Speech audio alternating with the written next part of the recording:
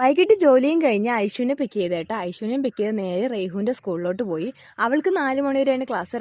ഐഷുവിന് 3:30 വരെ ഉള്ളൂ കേട്ടോ. അങ്ങനെ ഞാനും ഐഷുവും കുറേ നേരം വെയിറ്റ് ചെയ്ത് അങ്ങനെ അവളുടെ ടൈമായി. അങ്ങനെ അവളും ഓടി എത്തി കേട്ടോ.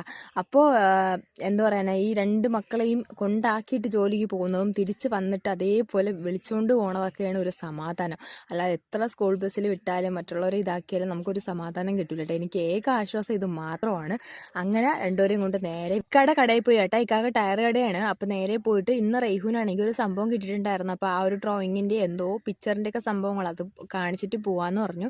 അങ്ങനെ ഇക്കാക്ക അത് കാണിച്ചിട്ട് നേരെ വീട്ടിലോട്ട് പോയി. അവർ ഫ്രഷായി പള്ളിയിൽ പോകാനുള്ള ഡ്രസ്സൊക്കെ ഇട്ട് 2 പേർക്കും പാലും, ഒരാൾക്ക് ചെറിയ കടുപ്പത്തിലിട്ട ചായയാണ് കേട്ടോ. പിന്നെ പഴംപൊരി പറഞ്ഞ വഴിയിൽ വാങ്ങിച്ചിട്ടുണ്ടായിരുന്നു. അതും കഴിച്ച് അവർ കാർട്ടൂണും കണ്ടിരുന്ന സമയത്ത് ഞാൻ പോയി നമസ്കരിച്ചേട്ടാ. പൂച്ചത്തൊക്കെ ഉണ്ടായിരുന്നു. അങ്ങനെ നിസ്കാരവും കാര്യങ്ങളൊക്കെ കഴിഞ്ഞിട്ട് ഇരുന്നപ്പോഴത്തേക്ക് രണ്ടുപേരും കൂടെ പള്ളിയിൽ പോകാനുള്ള സമയമായി. പിന്നെ രണ്ടുപേരും പള്ളിയിൽ വിട്ടിട്ട് ഞാൻ അങ്ങനെ ഇരുതേട്ടാ. കുറേ കഴിഞ്ഞപ്പോഴത്തേക്ക് രണ്ടുപേരും കൂടെ ഓടി വന്നിട്ടുണ്ടായിരുന്നു. ഈ നല്ല സന്തോഷത്തിൽ പോയ ആൾക്കാരാണ് ഈ കിടന്ന് മറിയണത്. എന്താണെന്ന് അറിഞ്ഞൂടെ, എന്തൊക്കെയോ വിഷയങ്ങളാണ്.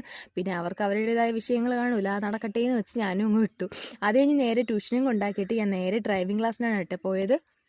ഇപ്പോൾ ഡ്രൈവിംഗ് ക്ലാസ് 10 ക്ലാസ്സൊക്കെ കഴിഞ്ഞിട്ടുണ്ട് കേട്ടോ. എനിക്ക് അത്യാവശ്യം ഓക്കെ ആയി, ഇയറൊക്കെ തുടങ്ങിയിട്ടുണ്ട്. അപ്പോൾ അതിൻ്റേതായൊരു സന്തോഷമുണ്ട് കേട്ടോ. പിന്നെ അത് കഴിഞ്ഞ് നേരെ ട്യൂഷൻ ക്ലാസ്സിൽ നിന്നും അവർ വിളിച്ചിട്ട് പിന്നെ റെയ്ഹുവിന് കുറച്ച് ദിവസമായിട്ട് ചെരുപ്പ് ഇല്ലാണ്ടായിരിക്കുകയായിരുന്നു. അങ്ങനെ ഒരു ചെരുപ്പും കൂടെ വാങ്ങിക്കാൻ ചെരുപ്പോടെ കയറി. കുറേ തപ്പലുകൾക്കിടയിൽ ഒരെണ്ണം അവൾ കണ്ടെത്തി.